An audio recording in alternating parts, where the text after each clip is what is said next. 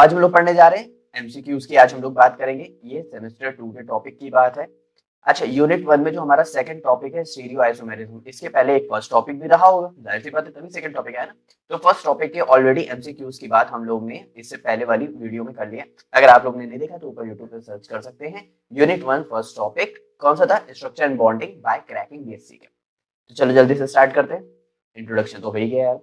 तो optical isomerism, geometrical और confirmation, यही तीन मेन है हमारे कहते हैं स्टीरियो आइसोमेरिज्म के लिए, ठीक है। लेकिन अब हम लोग इस यहाँ पे तो बहुत थ्योरी की तो बात करने जा नहीं रहे, हम लोग बात करने जा रहे हैं एमसीक्यूज के फॉर्म की। तो चलो एमसीक्यू जल्दी से स्टार्ट करते हैं, लेकिन इसी के साथ साथ इसका एक्सप्लेनेशन भी समझते रहेंगे कि अगर ये क्वेश्चन हो रहा है और इससे आगे आने वाले क्वेश्चन जैसे भी होंगे वो आप लोग कर पाओगे। बात करते हैं यहाँ पे क्वेश्चन नंबर 1 की। कह रहा है mesotartaric acid is optically inactive due to the presence of. अब मेसोटैट्रिक एसिड, टैट्रिक एसिड का स्ट्रक्चर बच्चों कैसा होता है? इस तरह होता है। टैट्रिक एसिड का स्ट्रक्चर किस तरह होता है? इस तरह होता है। अच्छा, याद करने का थोड़ा सा अगर भूल जाते हो तो इतना ध्यान रखना कि दो OH ग्रुप है और दो COOH ग्रुप है। कार्बोक्सिलिक एसिड हमेशा ऊपर ही रहेंगे, तो कार्बोक्सिलिक एसिड हमेशा ऊपर लगा दो इस तरह। अब जो दो OH ग्रुप है, जाहिर सी बात है दो कार्बन से तो अटैच होंगे इस तरह, बाकी बची हुई कार्बन की वैलेंसी फुलफिल करने के लिए इस तरह कार्बन आ जाएगा, ठीक है। अब यहाँ पे ध्यान दो, क्या यहाँ पे ये इसको हम बीच से डिवाइड कर दें, क्योंकि यहाँ पे प्लेन ऑफ सिमेट्री आ रही है, जाहिर सी बात है आ रही है, क्योंकि अगर बीच से कट करोगे तो ये ऊपर अलग है और नीचे अलग है। तो अब यहाँ पे क्या होगा, ये एक मॉलिक्यूलर सिमेट्री है, जाहिर सी बात है एक मॉलिक्यूल है, उसी को हम लोग पूरा बीच से कट कर रहे हैं, तो ऊपर दो मॉलिक्यूल्स के फॉर्म में डिवाइड हो रहा है, तो एक मॉलिक्यूलर सिमेट्री के फॉर्म में डिवाइड हो रहा है। यहाँ पे बात करें molecules with plane of symmetry, एक कायरल कार्बन है। कायरल कार्बन बच्चों क्या होते हैं? वो होते हैं जो कार्बन से जुड़ी हुई हर वैलेंसी जो है वो डिफरेंट होती है। देखो एक OH है, एक H है, एक COH है, बाकी एक पूरा ग्रुप है, तो डिफरेंट हो गया ना। तो meaning they do not PPL, यानी ये प्लेन पोलराइज्ड लाइट को रोटेट नहीं कर पाए। प्लेन पोलराइज्ड लाइट को रोटेट करने का मतलब है वो कंपाउंड ऑप्टिकली एक्टिव होना चाहिए। देखो कुछ टर्म याद कर लो, थोड़े से मुश्किल होते हैं। मुश्किल क्या होते हैं? कंफ्यूजिंग होते हैं। जैसे ऑप्टिकली एक्टिव है, ऑप्टिकली एक्टिव हमेशा तब होगा जब PPL को वो रोटेट कराएगा। ऑप्टिकली इनएक्टिव है तो पहले समझ जाओ PPL को रोटेट नहीं कराएगा, और उसमें क्या कहते हैं, प्लेन ऑफ सिमेट्री जरूर प्रेजेंट होगी। मतलब बीच से कट करोगे तो ऊपर भी वही चीज आएगा, नीचे भी वही चीज आएगा, ठीक है। बात करते हैं क्वेश्चन नंबर 2 की। तो क्वेश्चन नंबर 2 में for a compound containing two dissimilar asymmetric carbon atoms the number of stereo isomers. अच्छा, अब देखो यहाँ पे अगर हमें नंबर ऑफ स्टीरियो आइसोमर्स पता करने हैं ना, तो हम सिर्फ ध्यान रखते हैं फॉर्मूला 2n। कौन सा फॉर्मूला ध्यान रखते हैं? 2n फॉर्मूला ध्यान रखते हैं। n क्या है हमारा? जितने number of dissimilar asymmetric carbon से कितने हैं, तो 2, तो कितने हो जाएंगे, तो 2n, यानी 2 into 2 इज इक्वल टू कितना हो जाएगा, 4। यहाँ पे कितने स्टीरियो आइसोमेरिज्म है? 4 आइसोमेरिज्म। कितने? फोर्थ ऑप्शन क्या हो जाएगा मेरे पास? सी।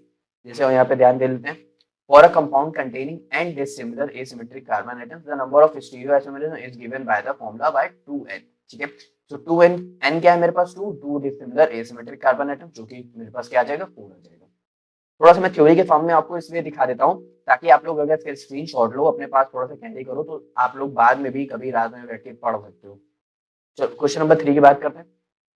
Lactic acid activates optically activity in. Optically active show कर रहा है ना, इसका मतलब क्या कहते हैं, यहाँ पे क्या होगा, प्लेन पोलराइज्ड लाइट को रोटेट करेगा। और देखते हैं, कह रहा है ये ऑप्टिकली एक्टिविटी शो करेगा क्रिस्टलाइन में भी, लिक्विड स्टेट में भी, सॉल्यूशन में भी, ऑल ऑफ द अबव। पहले आंसर देख लेते हैं, इसका आंसर है ऑल ऑफ द अबव, यानी सब में शो करेगा। लैक्टिक एसिड का फॉर्मूला क्या होता है? जैसे टैट्रिक एसिड होता है उसमें दो COH होते हैं, इसमें सिर्फ एक COH और एक OH ग्रुप प्रेजेंट होता है। कैसे? इस तरह, एक COH, एक कार्बन लगाया, एक OH इसकी वैलेंसी पूरी करने के लिए H, और एक यहाँ पे आ जाता है मिथाइल ग्रुप, क्योंकि जाहिर सी बात है ना, वैलेंसी को तो पूरी करनी है, तो एक मिथाइल ग्रुप से वो वैलेंसी पूरी होती है। Lactic acid active optically active due to the presence of chiral centre. Chiral centre है कि नहीं? यहाँ पे अब यहाँ देख लो, यहाँ पे ध्यान दो, कायरल कार्बन है, इसकी सारी वैलेंसीज क्या होंगी, डिफरेंट होंगी। तो देखो सारी वैलेंसीज इसकी डिफरेंट है, ठीक है। तो लैक्टिक एसिड, अब जाहिर सी बात है ना, ये प्लेन पोलराइज लाइट को क्या करेगा, रोटेट कराएगा। तो ये देखो, rotate the plane polarise light in opposite direction. और इसके कितने फॉर्म बनेंगे? डी और एल फॉर्म बनेंगे। जाहिर सी बात, सबको अच्छे से समझ आया, इसमें कोई भी डाउट नहीं है तक, नहीं ना। और ये non super imposable mirror image. देखो सुपर इम्पोजिबल का मतलब होता है वो एक दूसरे के ऊपर ऐसे ढकेगा नहीं।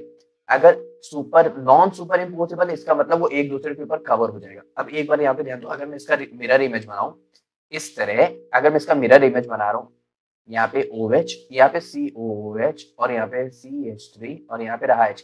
अब इसको देखो, अगर मैं इसका OH इधर कर दूं, जैसे यहाँ पे, जैसे मैंने इसको बनाया, और मैंने क्या किया, OH को इधर कर दिया, इस तरह मैंने किया, इस तरह COOH लिया और इस तरह CH3 किया और H किया।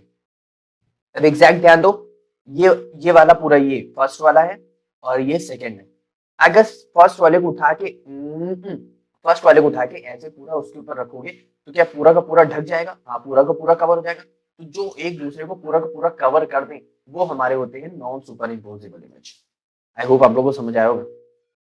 नहीं आ रहा है तो ध्यान से देखो, कमी है फिर कहीं ना कहीं। क्वेश्चन नंबर 4 की बात करते हैं। The compound which is not isomerism with diethyl ether. Diethyl ether का फॉर्मूला क्या होता है? ओ। ईथर तो ये होता है ना। अब डाइइथाइल है यानी 2 कार्बन होंगे, 2 कार्बन, यानी C2H5 होगा इधर, और इधर भी क्या होगा, C2H5। मैं यहाँ से चाहूँ तो इसको मिटा देता हूँ, पूरा इसको एग्जैक्ट लिख देता हूँ यहाँ पे इस तरह, CH2, यहाँ पे हो गया CH3 और यहाँ पे हो गया CH2 और यहाँ पे हो गया CH3। अब ठीक है, तो परेशान बहुत रहते हैं, इतना परेशानी नहीं लेके चल रहे, आराम से बढ़िया एकदम मस्ती में। एक carbon, 2 carbon, 3 carbon, 4 carbon, 4 carbon है तो C4 हो गया। H कितने हैं? 3, 3 6, 2 2 4 10, तो H10 हो गया। ऑक्सीजन एक ही है तो ये O हो गया। भाई 100 नहीं है, ठीक है, हाँ, मतलब हाइड्रोजन 10 और O है। अब इसी फॉर्मूले से मिलता जुलता जितने फॉर्मूले होंगे वो हमारे आंसर हो जाएंगे, जो नहीं मैच कर रहा होगा वो नहीं होगा। कैसे, यहाँ पे ध्यान देते हैं। मिथाइल प्रोपाइल ईथर, मिथाइल, ये रहा मिथाइल प्रोपाइल, 1 2 3, ये हो गया ना। अब यानी 3 कार्बन 4 कार्बन, तो 4 कार्बन हो गया ना। जैसे इसका स्ट्रक्चर फिर से मुझे बनाना ही पड़ेगा आप लोग के लिए। 1 कार्बन, 2 कार्बन, 3 कार्बन, ये रहा ऑक्सीजन और ये रहा 1 कार्बन। तो यहाँ पे 3 कार्बन, 4 कार्बन, हाइड्रोजन कितने होंगे? 3 3 6 और 2 2 4, यानी 10 हो गए। और O भी आ गया, यानी ये भी मैच कर रहा है, तो ये ऑप्शन गलत हो गया। Butane 1 all, 1 carbon, 2 carbon, 3 carbon, 4 carbon, 1 all. 1 carbon, 2 carbon, 3 carbon, 4 carbon, जाहिर सी बात है यार ये भी मैच कर जाना है, आप लोग को बना के दिखाना है। तो 3 5 6 7 8 9 और 1 10, देखो मैच कर गया, यानी ये भी कैंसिल हो गया। अब जाहिर सी बात है ये भी कैंसिल कर जाएगा और हमारे पास बचेगा टोटो आइसोमेरिज्म। आप लोग देख लेना, ये भी कैंसिल कर जाएगा, ठीक है। और बात करते हैं अब इसके नेक्स्ट की। कह रहा है which among the following is form when a chiral alcohol butane two all is dehydrated. कह रहा है तो क्या बनेगा, मेरे पास एक कायरल अल्कोहल है। कायरल अल्कोहल का मतलब उसकी सारी वैलेंसीज क्या होंगी? डिफरेंट। कैसे, यहाँ पे ध्यान देते हैं। ब्यूटेन टू ऑल है तो 1 2 3 4, यहाँ पे लगा दिया OH, इसको बोलते हैं ब्यूटेन टू ऑल, क्योंकि 1 2 3 4 जिधर से अल्कोहल यानी फंक्शनल ग्रुप पास होगा उधर से नंबरिंग करते हैं, ठीक है। अब कह रहा है इसका डिहाइड्रेशन, यानी 1 2 3 4, यहाँ पे लगाया OH।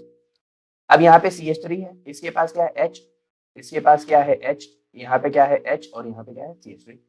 तो ये क्या होता है यहाँ पे? इस तरह निकल जाएगा, वाटर निकल गया। यहाँ पे क्या बनेगा? यहाँ पे ध्यान देते हैं, C C C C, और यहाँ पे आ जाएगा डबल बॉन्ड, क्योंकि कार्बन की वैलेंसी कम हो गई ना। अब डबल बॉन्ड आ गया, बहुत सिंपल है यार, बिल्कुल भी टेंशन लेने की जरूरत नहीं है।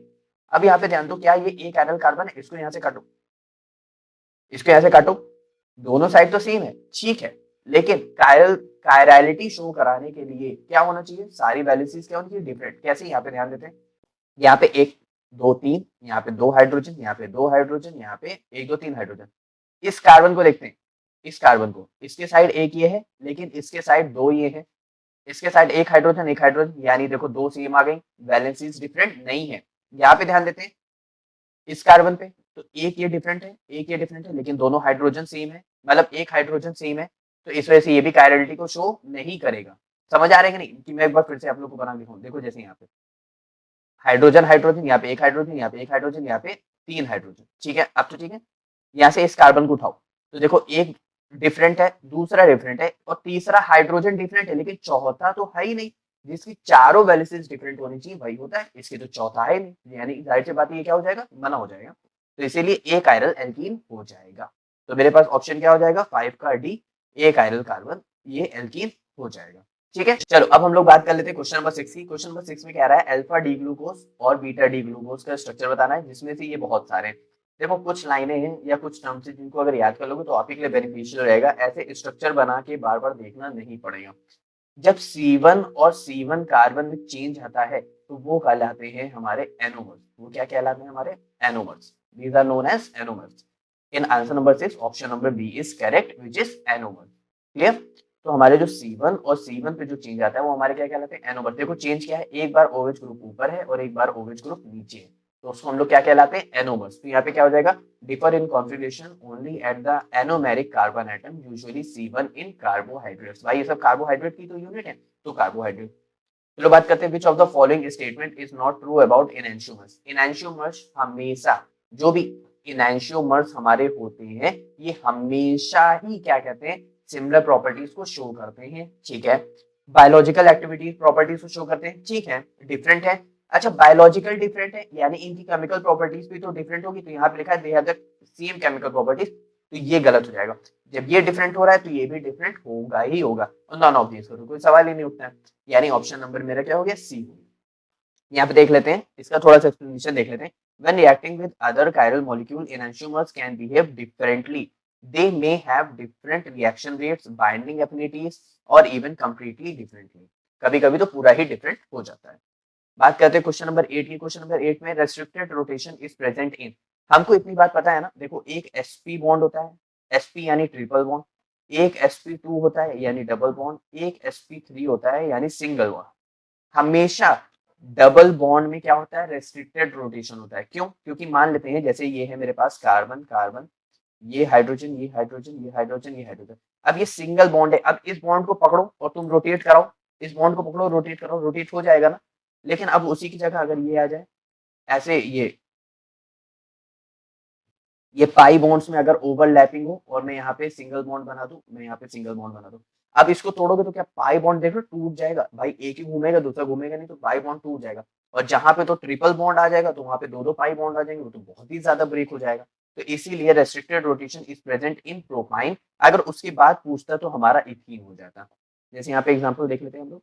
restricted rotation about C triple bond C bond is not possible due to sidewise overlapping of p orbitals। ठीक है। बात करते हैं डाइहाइड्रल एंगल की। Dihedral angle between two adjacent axial hydrogen is the most stable cyclohexane conformers. देखो cyclohexane, cyclohexane ये इस तरह, इसका जो मोस्ट स्टेबल फॉर्म होता है वो होता है चेयर फॉर्म।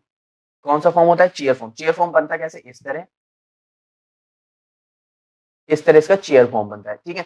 इसमें ऊपर जो पोजीशन पे लगे होते हैं ये सब हमारे होते हैं एक्सियल हाइड्रोजन, ये और ये हमारे इक्वेटोरियल होते हैं, ठीक है। अंदर वाले इक्वेटोरियल, बाहर वाले वो एक्सियल। अब यहाँ पे क्या है, इसके पूछ रहा है इसका डाइहाइड्रल एंगल यहाँ पे कितना होता है। ध्यान रखना डाइहाइड्रल एंगल इनका जो हमेशा होता है वो 0 डिग्री होता है। कैसे, डाइहाइड्रल एंगल इनको बोलते हैं इस तरह, इस तरह।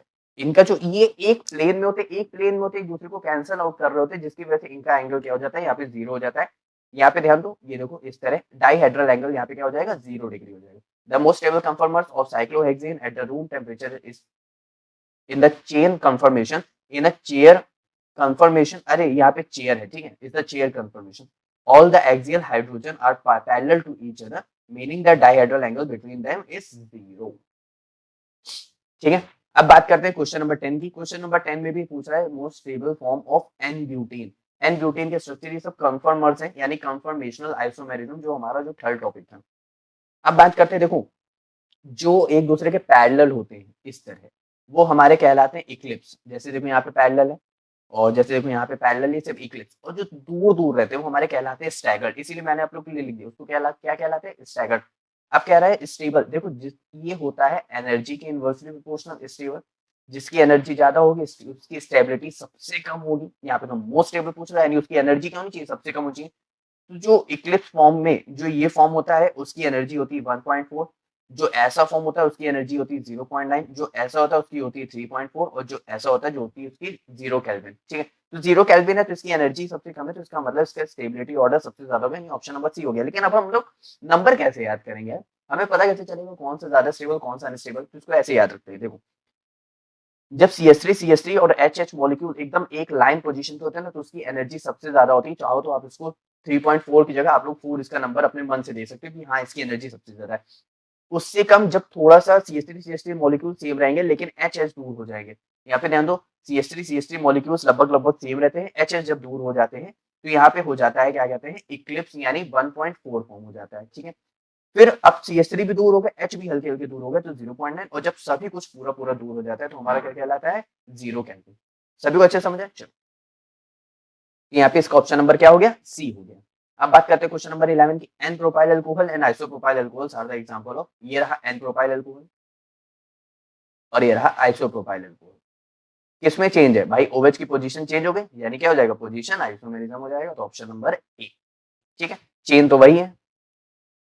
क्वेश्चन नंबर 12 की बात करते हैं। Lactic acid show this type of isomerism. अरे यार, अभी तो हम लोग ने देखा ना, लैक्टिक एसिड जो होता है उसमें प्लेन पोलराइज्ड लाइट होती है, यानी ऑप्टिकल एक्टिविटी शो करता है, यानी ऑप्टिकल आइसोमेरिज्म हो जाएगा। जैसे यहाँ पे देख लेते हैं, तो ये देखो नॉन सुपर इम्पोजिबल इमेज है, तो क्या हो जाएगा, ऑप्टिकल आइसोमेरिज्म हो जाएगा। चलो अब बात कर लेते हैं क्वेश्चन नंबर 13 की, जिसमें कह रहा है which of the following conformer of cyclohexane is least stable. सबसे ज्यादा स्टेबल क्या था, चेयर फॉर्म। तो जाहिर सी बात है हम उसी को टिक कर देते हैं, बाकी में जाते भी नहीं, लेकिन मैंने आप लोग के लिए एक डेटा इसलिए लिख दिया है ताकि आप लोग अगर भूल जाओ कि कैसे होता है एग्जाम के एक दिन पहले, तो इन डेटा को थोड़ा सा अपने माइंड में याद कर लो, इससे हमें पता चल जाएगा कौन स्टेबल है कौन सा अनस्टेबल, किसकी एनर्जी ज्यादा है किसकी एनर्जी कम है, इसीलिए मैंने ये डेटा लिखा है। और यहाँ पे थ्योरी समझाने से बहुत बड़ी थ्योरी होती है, काफी बड़े बड़े चैप्टर्स के फॉर्म में, तो उसमें बहुत ज्यादा टाइम जाएगा। तो ऐसे अगर इनसे हमारी ट्रिक के फॉर्म में अगर आंसर निकल रहा है तो उसमें कोई बुराई नहीं है, क्योंकि एग्जाम के बस आने ही वाले हैं। बात करते हैं ऑप्शन नंबर डी की, तो इसका ऑप्शन नंबर डी हो जाएगा। क्वेश्चन नंबर 14 की बात करते हैं। D and L enantiomers of optically active compound differ in. अरे ऑप्टिकली एक्टिव कंपाउंड है ना, तो जाहिर सी बात है डिफर शो करेगा। डिफर किसमें शो करेगा, their rotation of plane polarized light में, क्योंकि इनैंशियोमर से तो इनकी केमिकल प्रॉपर्टीज डिफरेंट होती है, केमिकल प्रॉपर्टीज डिफरेंट होगी तो इसका डी और एल फॉर्म भी डिफरेंट हो जाएगा। तो ऑप्टिकली एक्टिव है, ऑप्टिकली एक्टिव है तो इसका मिरर इमेज भी बनेगा, तो जाहिर सी बात है इसका रोटेशन एक का दूसरा होगा और एक का दूसरा होगा।